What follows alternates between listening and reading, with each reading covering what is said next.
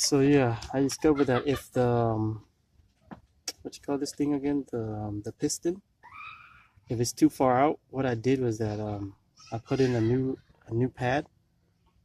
I take this one out. Let's see. And then I will just put this on like this if it's sticking out, and then I just push the piston back, and yeah, that will go down. You don't need to push all the way, just leave like that, and it should fit the new pads. So yeah, pretty straightforward pad changing, um,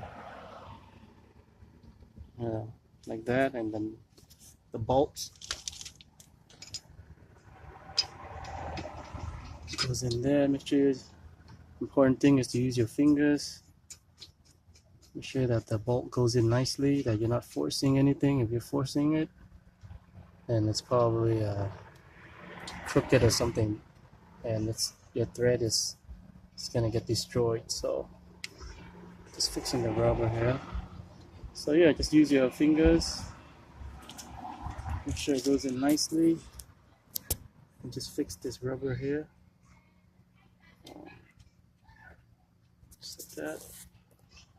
Tighten it.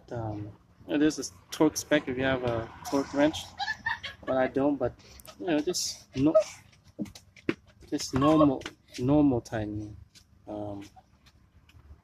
Yeah, it's good to have a torque wrench so you know exactly how much to torque. But if you know how to, you've done brakes before, just tight. Just enough of tight. All right, that's pretty much it.